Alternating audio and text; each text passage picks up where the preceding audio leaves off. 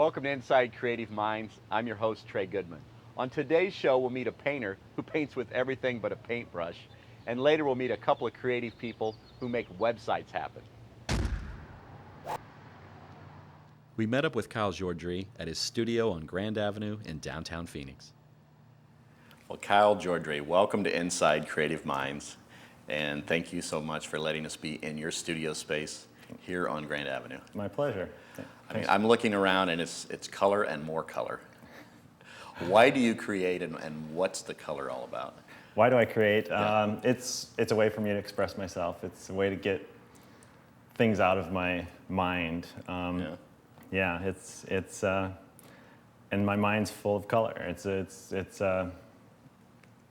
just a bunch of color and a bunch of thoughts all going at one time, and it's my way of getting it out. Are there any colors that you say gravitate to, or colors represent certain things, or? I wouldn't say that. No, I really like black. I really like black. Is that your favorite color? I don't know if it's my favorite, but I like black, and then I like red.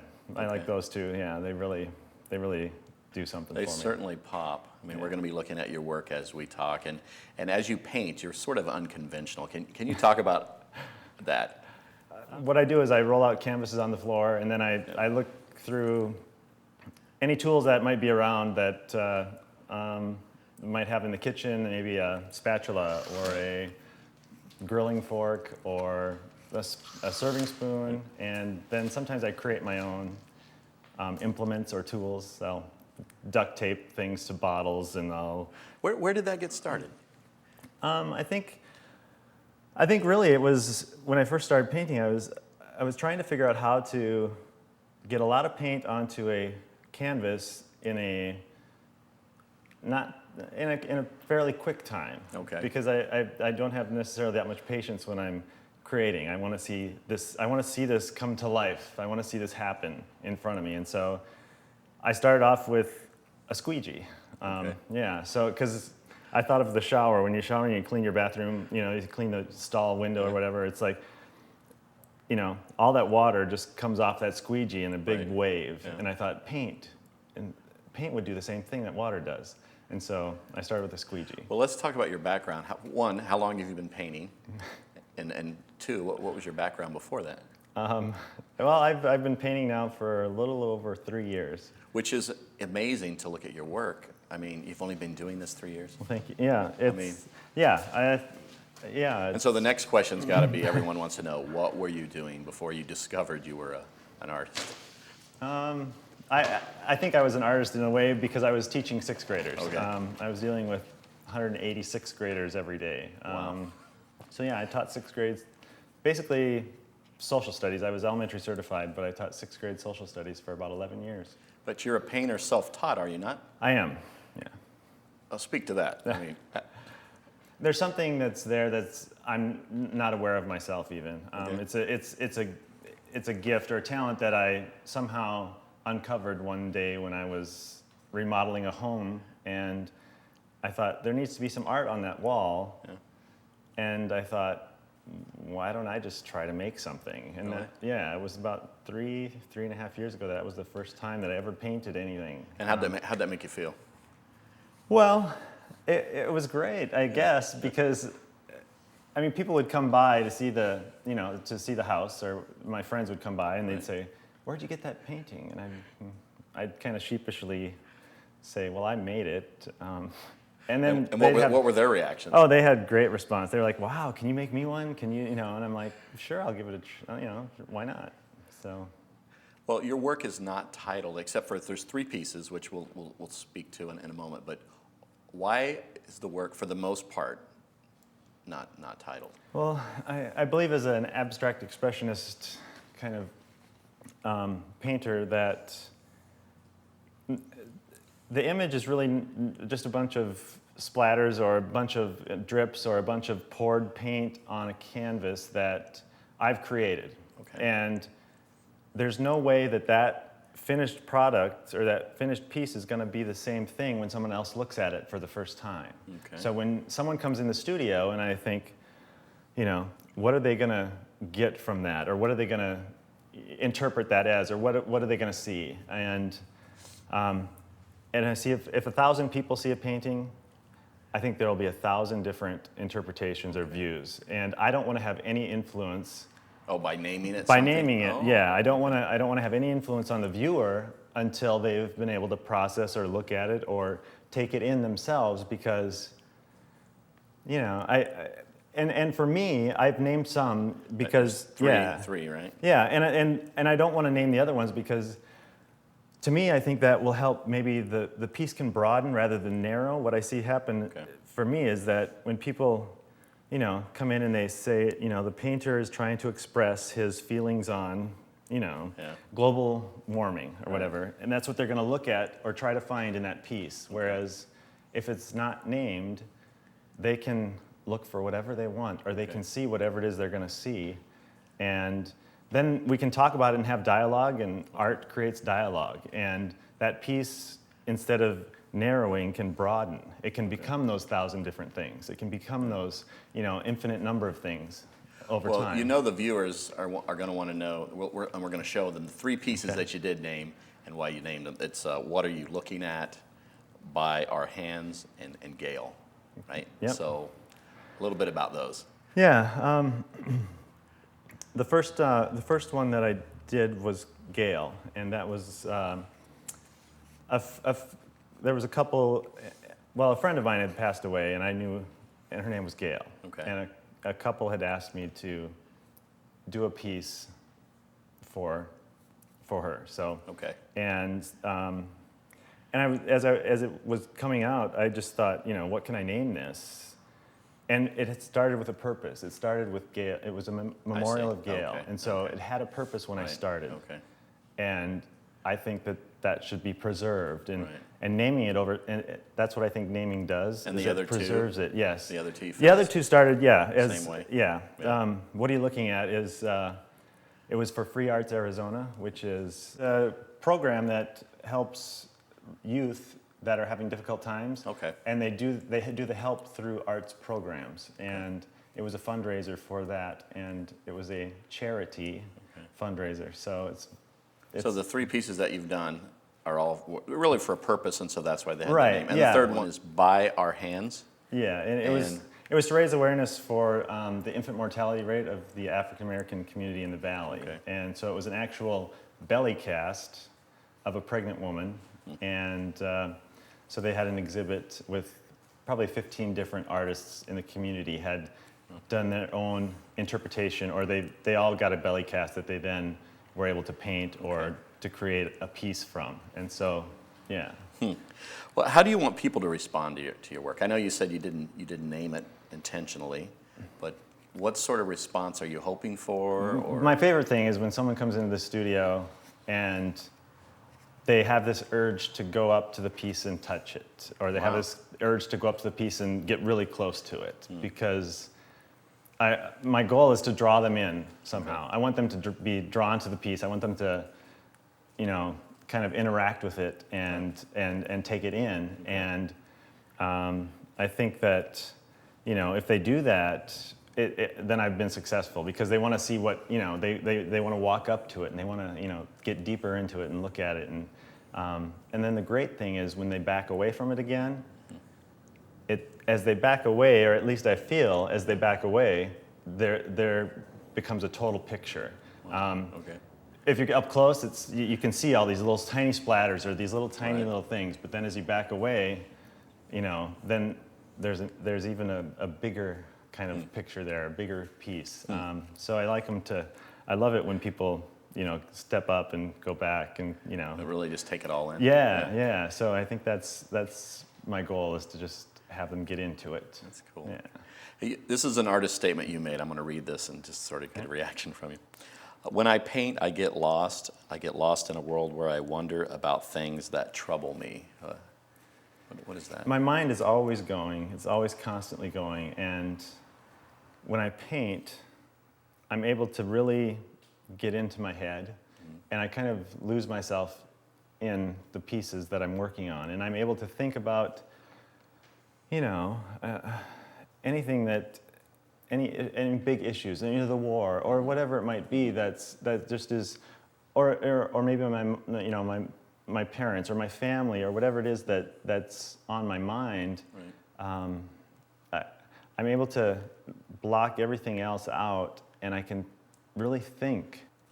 Then at the end I say I'm found, because I'm able to process all those thoughts, and I can, so it's a very cathartic process for me. Well, what are your goals for the studio?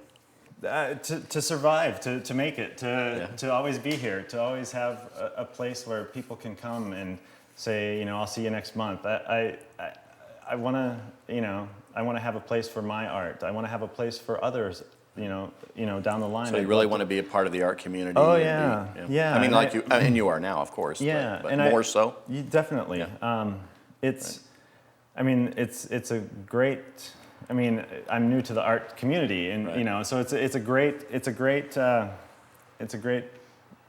group of people to be involved with, and it's a way to share things that, I might not have the financial resources, so I can't, but I can share with my art. Right. I can share, that way, and so I just want to be a part of the whole scene. Cool. Yeah.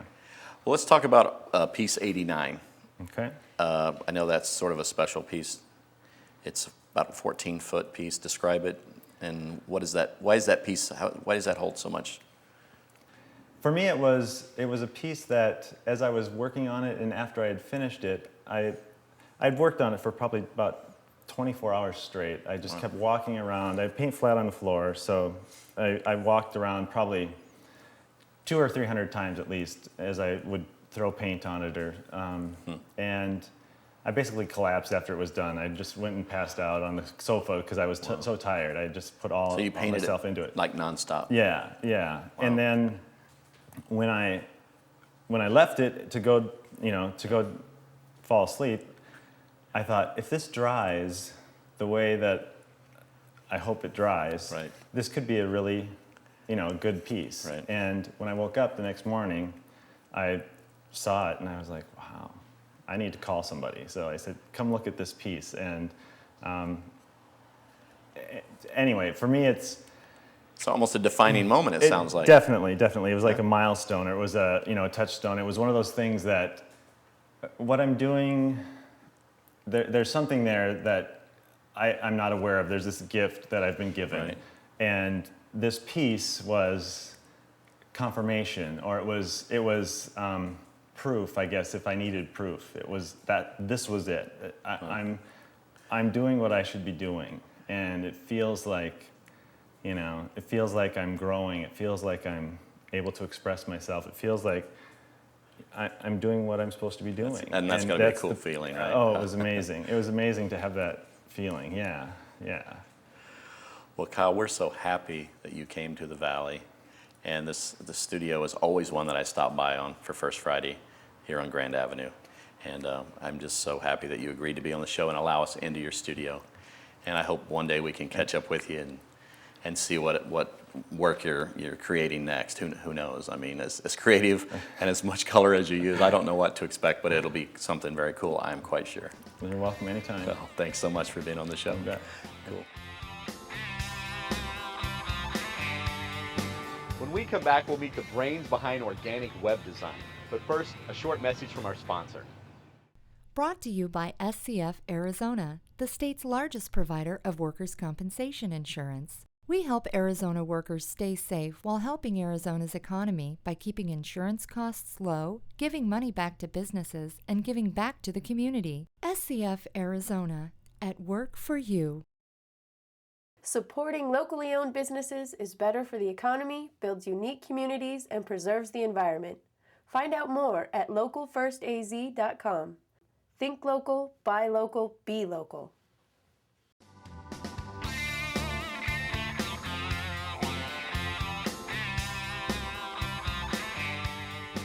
So Brad and Stacy, welcome to Inside Creative Minds. Thank you. And we're here in Jordre Studios in downtown Phoenix. And don't you think this is a pretty cool place? Oh, it's awesome. Very cool. Nice. Well, you guys are part of a web design company, which you own. We are. And it's called Organic Web Design. That's true. Organic web design. What is that all about? What's that title about? Organic web design was kind of built out because building a website is truly an organic process. Okay. I mean, it's something that kind of, starts with an idea and kind of, grows from there. And so we thought organic kind of, met that, kind of spoke to that. So we figured, hey, organic web design. It's pretty catchy. Now, you're the owner. I am. And Stacy works for the company. Yes, actually, Stacy just brought her on not too long ago. So can you define the roles? Who's the techie? I'm definitely the techie. Okay. Yeah, my background is more towards kind of the system administration and kind of the analytical side of computers. Front end, back end. Yeah, exactly. Not to say that I don't have any front end skills, and not to say that Stacy doesn't have any back end skills. Right. But The it's majority of. yeah, we definitely kind of meet the both sides of the equation there. But she's handling most of the artistic, creative part. I mean, is that a fair statement, or? No, Brad's very creative. Yeah. Okay. Yeah. Yeah, I guess creative. I wouldn't call myself an artist by any means, but I see things and just want to build a website based on that, I guess. Well, what is the thought process when you guys are building a website? I mean, I know you work with a client and all of Right. that, but I mean, take me through the process. I would say, as far as running a business goes, you want to make your client happy. So that's kind of the first thing. A lot of times the client doesn't know what they want. That's very true. The client. Clean and happy. Yeah, exactly. That's what Trey said. Yeah, there's a lot of words that you can kind of, if the customer says this, that means they want this type of thing. So there's a whole kind of correlation that goes on, on that level. But really, as a business, you want to, create something clean. A lot of our clients come from work that they've seen us do. Okay. And so they've seen something, they're Right. like, oh, I really like that. And so we've kind of narrowed them down in a sense, before they even really get to us. So how did Stacy actually become a part? You started the company, and then I started the company. she became. So how did that happen? I actually have a friend of mine who runs modernphoenix.net, which is a great website. Modernphoenix.net. And what is that about? It's all about kind of Architectural. mid-century modern architecture and kind of some of the cooler architecture that's gone on in the valley here. And Stacy was actually a student of his, and I started organic, and it was kind of, I don't want to say side business, but it was kind of more of a creative outlet for me, a little bit straying away from my primary focus, but it was kind of ramping up, and I really needed a little bit of support, so we can kind of take on a lot of the work that came in. So I was looking for the right person, and when Matthew recommended Stacy, I brought her in for an interview. We kind of seemed to hit it off. We at got that along. point. The rest is history. Yeah, the rest is history. Well, what does a web designer actually do? I've had people ask me that aren't on the computer side. They don't really know what a web designer does. Well, I think a web designer knows what the end user wants.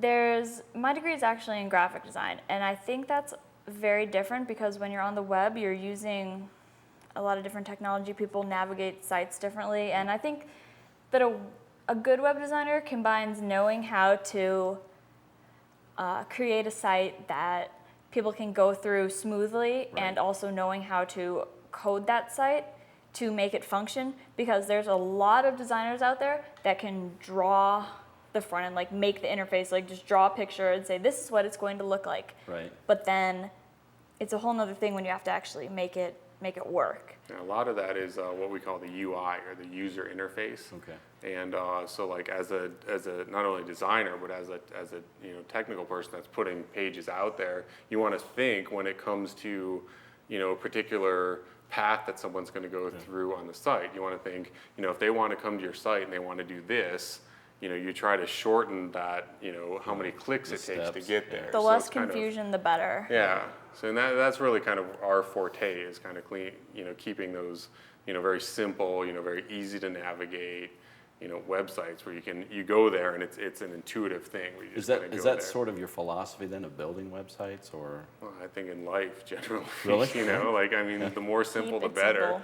simple. Yeah, it seems like everyone's got a friend that knows how to build a website, but like not everyone knows how to build a website well. And so, in life and also in web design, it's like, just keep it simple. What are some don'ts in web design? I mean, just absolute. You got to be. I mean, you come across the site and you're like, you got to be kidding me, right? When navigation is not consistent. Have you ever been to a website and you click something and it brings you to a different page, and then the navigation changes? It's at the top and then it's at the left, and you're like, oh, it's over here. Bad. That is my biggest pet peeve. I like things to stay where they are. Don't let the user be confused. Just know where everything is. They can navigate the site. Right. That and the coming soon. You know, you never want to have a little link that says like, oh, click on our photo gallery, and then you go to the photo gallery and it says coming soon. It's like, don't put a link there if it's not going to be there. You think a lot of times people are probably just excited and they're trying to get up a lot of things on the site, and then they realize, oh, it's going to take longer, or I don't have this or that or whatever. Like maybe it's a friend building it or something. Definitely, or it's this kind of slow type of thing. But you're really off, especially as a business goes. You're better off putting less information that's well thought out and designed nicely and complete than put a bunch of loose ends up there, because that reflects in who you are as a business. Well, what gets you guys excited about coming to work and doing web design? I mean, what are you thinking about when you're like, the phone rings and somebody says, hey, I need a website? I love when clients are happy with what I do. I like getting the feedback that's, hey, that looks awesome. I just really like giving clients, the site that their vision. I like making their vision come to life on the web, and that just really. But do you find that's hard to do at times because the client doesn't exactly know what they want? Yeah, and like you said, you'll hear certain words and that might mean that you need to do. They're not really telling you the exact words. And you know what I found out? I mean, I've been doing this for 13 years or something like that. So what I found out is that you can't just ask a client what they want and then expect them to tell you, and then you build a website like that. You have to interpret it. Yeah, you definitely have to interpret it. And there's, what I always do is anytime, I meet with a client, they know that they want to go with me, I just throw something out there, because you have to have a starting point. You got to have. So at least they might go, absolutely not that. Exactly, but then then you know where to take that from there. And oh no, they don't want a black background. But you have to. There's got to be a line in the sand where you say, this is where we start from, and that's kind of goes back to that organic thing. It's like, it's not. You don't meet with the client and then, they tell you how they want their website, and then you build a website and poof, it's done. It's like, it's definitely a very organic process than people think it is. It grows really into the website they want. I'm sure with you, the techie side, you've got to get all that code, as you called it, or whatever. It has to be right. Yeah. If everything is structured properly, it's like an architectural drawing. If everything is set up the way it should be, I can go in there and make that change in 30 seconds, then move on to the next thing. Next 3, 4, 5 years, the internet, where's it going? What do you see? Web design changing about the same? Any ideas? I think that web design is not necessarily web design. I think there's a lot of really good design out there. I just don't think that the sites functionality. Yeah, the functionality doesn't follow design. And I think that, just like the first .com boom that happened, where everyone had an idea about a business that, didn't really have any merit to it.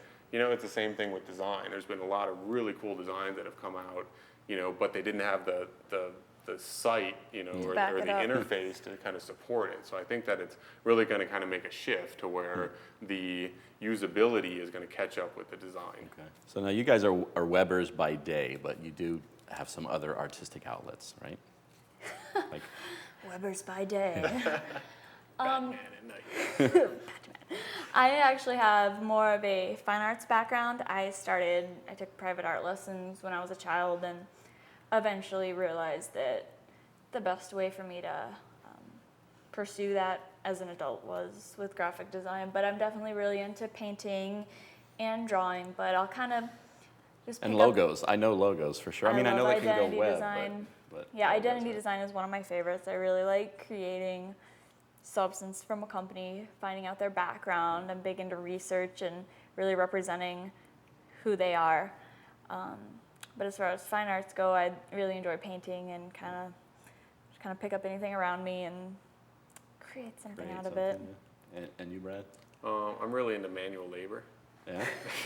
We moved cement blocks yesterday for a good couple hours. Good time.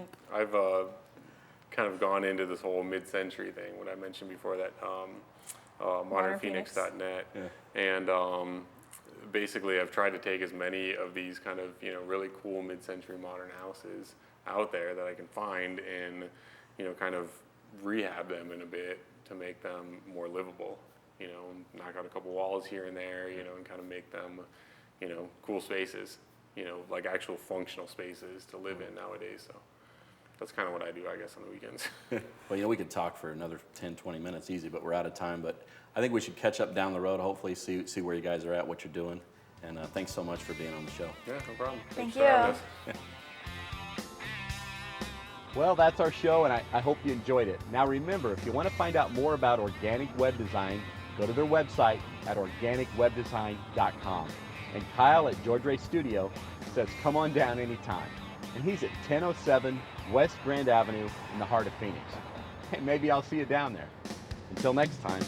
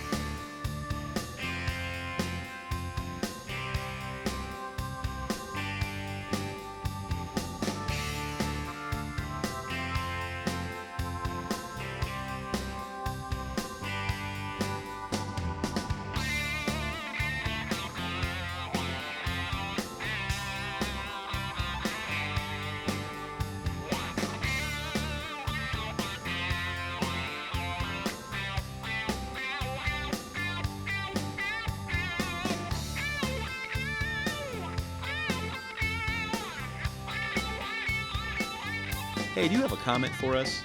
If so, call us at 480-969-3789. We would love to hear from you.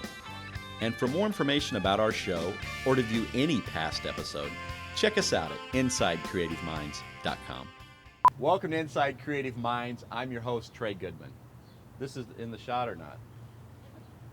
Look okay. My hair feels flat, but whatever. I was kind of wanting to put my hands in it. I never know what to do with my hands. Well, that's our show, and I hope you enjoyed it. Now remember, if you want to find out more about organic web design, go to organicwebdesign.com.